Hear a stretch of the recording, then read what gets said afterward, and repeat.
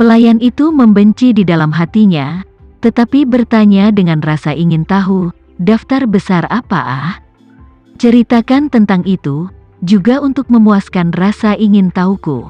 Robin mengangkat alisnya dan tertawa, Tuan ingin membeli concorde, dan kebetulan saya kenal sebuah keluarga di Prancis, itu memiliki concorde di tangan mereka dan ingin menjualnya, jadi saya berbicara dengan orang-orang mereka. Pelayan itu bertanya dengan tidak percaya, apa itu concorde? Robin menjelaskan, sebuah pesawat supersonik yang dapat terbang lebih dari 2000 km per jam. Pelayan itu bertanya lagi, apa gunanya membeli pesawat secepat itu? Tentu saja itu berguna, Robin berkata dengan wajah serius. Kali ini tuannya ingin mengirim orang ke Jepang, tanpa concorde, dibutuhkan setidaknya 13 jam untuk terbang. Jika kita memiliki concorde, kita bahkan tidak akan menggunakan setengah dari waktu itu. Ketika pelayan mendengar tentang Jepang, dia tiba-tiba memikirkan penjelasan Jessie untuk lebih memperhatikan. Apakah ada yang menyebut ninja Jepang? Jadi hatinya langsung menjadi waspada, dan pada saat yang sama, semacam keinginan untuk mendapatkan pujian, jadi dia tidak bisa menahan diri untuk tidak bersemangat pada saat yang bersamaan. Dia tidak sabar untuk melakukan sesuatu untuk Jessie, untuk membuktikan kepadanya bahwa meskipun dia berasal dari latar belakang rendah dan tidak terlalu banyak membaca, dia akan dapat melakukannya dengan baik dalam peran menantu perempuan muda dari keluarga Martinez di masa depan. Jadi, dia buru-buru bertanya dengan ragu ke Jepang, itu tidak akan menemukan ninja itu atau semacamnya kan? Robin sedikit tercengang, merasa sedikit terkejut, tapi tidak terlalu memikirkannya untuk sementara waktu, jadi dia dengan santai berkata, kamu tidak bisa mengatakan hal ini, cukup kenali dirimu sendiri. Pelayan itu sangat bersemangat sehingga dia menganggukkan kepalanya dan berkata, ya saya tahu. Ngomong-ngomong Robin, aku harus pergi ke sisi nenek untuk melihat apa yang terjadi di Las Vegas, beritahu saya kapan itu nyaman bagi Anda. Robin tersenyum, ya, saya akan membuat janji dengan Anda sebelumnya. Pelayan itu kemudian berkata, kalau begitu aku akan pergi dulu. Setelah mengatakan itu, dia berbalik dan pergi. Robin menatap punggung pelayan itu, matanya terfokus pada pinggangnya dan HP yang bergoyang ringan dari sisi ke sisi, hatinya hanya bisa menghela nafas, pelacur kecil ini, mungkin masih cewek. Untuk mulut bebek, kali ini tidak boleh membiarkan Anda terbang. Setelah pelayan pergi, dia tidak segera pergi ke kamar nenek buyut, tapi langsung datang ke kamar mandi kosong, mengeluarkan ponselnya, mengirim pesan ke Jessie. Pesan itu berbunyi, Tuan Muda Martinez, saya baru saja bertanya, Tuan mengirim seseorang dengan pesawat ke Jepang untuk mencari ninja. Selain itu, saya mendengar bahwa dia berpikir pesawat biasa terbang terlalu lambat, dan juga berencana membeli pesawat yang disebut concorde. Setelah mengirim pesan ini, dia kemudian menekan tangannya ke dadanya, menunggu dengan antisipasi untuk kekasihnya mengirim pujiannya. Namun, dia tidak menunggu jawaban Jessie. Karena, ketika Jessie melihat pesan ini, seluruh orang langsung melompat dari tempat tidur, jantungnya hampir melompat keluar dari tenggorokannya. Pada saat ini, dia melihat telepon dengan wajah penuh kepanikan, bergumam pelan, sial, ini sudah berakhir, kali ini benar-benar berakhir. Jessie tahu betul di dalam hatinya bahwa begitu keluarga Fei mulai menyelidiki garis ninja, akan mudah untuk menemukan petunjuk tentang Ninja Iga. Dia tidak bisa tidak berkata pada dirinya sendiri, bagaimana Ninja Iga akan cocok untuk keluarga Fei, dan ketika mereka menghadapi keluarga Fei, mereka pasti akan mengakui semuanya tanpa ragu-ragu. Keluarga Fei kemudian akan mulai mundur dari Ninja Iga, dan tidak akan lama untuk menemukan kepalaku.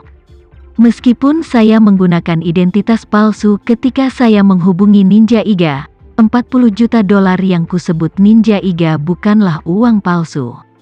Selama keluarga Fei mulai dengan asal-usul uang dan sedikit menyelidiki hulu, itu pasti akan menuntunku. Pada saat itu, bagaimana saya menjelaskan kepada keluarga Fei? Aku bilang aku tidak bersalah. Apakah mereka percaya? Tentu saja tidak. Kalau begitu aku hanya bisa mengatakan yang sebenarnya kepada mereka. Aku sebenarnya membantu Randall menemukan seorang ninja. Tujuannya adalah untuk menculik bintang besar Gemagu. Keluarga Fei juga tidak boleh percaya. Di mata mereka, tuan muda mereka adalah naga di antara manusia. Bagaimana dia bisa menjadi iblis manusia? Kalau begitu, aku harus mengungkapkan semua yang dia lakukan dan semua informasi yang kumiliki. Tapi apa gunanya itu? Hal pertama yang akan dilakukan keluarga Fei ketika mereka mengetahui bahwa tuan muda mereka adalah iblis manusia, apakah untuk membunuhku agar kebenaran bisa terkubur sepenuhnya? Itu hanya akan membuatku mati lebih cepat. Memikirkan hal ini, Jesse menggertakkan giginya dan berkata dengan suara tegas, "Sepertinya jika aku ingin hidup, satu-satunya cara adalah lari sebelum keluarga Fei menemukanku. Selama aku bisa kehabisan kendali keluarga Fei, aku bisa berbalik dan mengirim semua informasi itu ke keluarga Fei, agar mereka bisa menjauh dariku. Kalau tidak, saya akan mengekspos semua informasi." Petik 2. Kemudian, dia mengangkat alisnya dan mencibir. "Ngomong-ngomong, aku bisa menggunakan informasi itu untuk menjatuhkan mereka dengan keras. Siapa yang peduli tentang itu ketika kita sudah mencabik-cabik wajah sialan kita?" Memikirkan hal ini, dia menaruh hatinya ke dalamnya dan siap untuk melarikan diri. Jadi, 5 menit setelah menerima pesan teks pelayan, dia berpakaian rapi, dengan topi lidah bebek di kepalanya, dan dengan cepat meninggalkan villa. Perkebunan keluarga Fei larut malam masih terang benderang dan dijaga ketat, tapi dari penjaga ini, sebagian besar energi difokuskan di luar ke dalam. Dan dari dalam keluar, selama Anda tidak memiliki apapun di tangan Anda, pada dasarnya Anda dapat pergi tanpa hambatan. Mode masuk dan keluar yang ketat ini seperti terbang masuk. Ketika Anda masuk, bahkan sepatu harus dilepas untuk melewati mesin keamanan. Tapi begitu Anda turun dari pesawat, keluar dari bandara sudah selesai. Tidak peduli berapa banyak barang yang Anda bawa, penjaga keamanan bahkan tidak repot-repot memeriksanya. Karena itu, Jesse tanpa mengkhawatirkan siapapun langsung keluar dari tanah keluarga Fei. Setelah keluar, awalnya ingin segera naik taksi untuk pergi, tapi tempat-tempat seperti Long Beach adalah rumah-rumah orang kaya. Mobil keluarga kaya terlalu berat untuk dikendarai, dan pada dasarnya tidak akan naik taksi. Jadi di tempat ini, taksi sangat sedikit. Dia melihat bahwa tidak ada taksi di sekitar. Jadi dia siap untuk pergi berjalan kaki untuk berjalan agak jauh sebelum mencari mobil. Dia juga beruntung, hanya di luar jangkauan perkebunan keluarga Fei, melihat taksi yang diparkir di persimpangan jalan. Dari belakang taksi, berjalan seorang penumpang wanita berambut pirang. Melihat mobil ini, Jesse menghela nafas lega, dan sementara penumpang wanita turun dari mobil dan bersiap untuk pergi, dia buru-buru masuk. Dan begitu dia masuk, dia berkata tanpa berpikir, "Pergi ke stasiun terminal bus otoritas pelabuhan."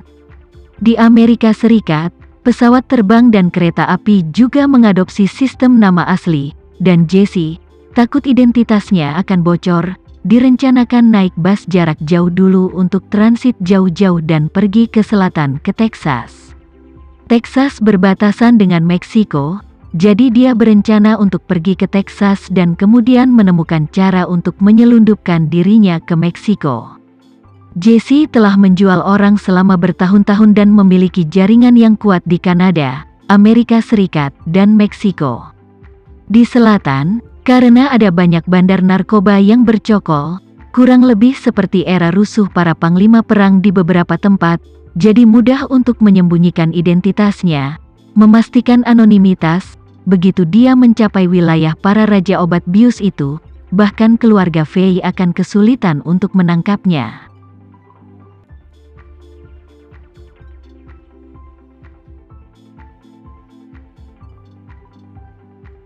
Sekian dulu ya video kali ini, kita lanjutkan lagi videonya di lain waktu. Oh iya, bagaimana menurut kalian? Semoga bisa sedikit menghibur kalian semua. Untuk teman-teman yang baru nonton, jangan lupa subscribe ya, hehehe. Dan kalau teman-teman ada yang ingin gabung langganan, bisa langsung gabung saja untuk dapat fitur yang menarik dan sedikit membantu Mimin. Terima kasih banyak sudah menonton, sampai jumpa lagi, bye.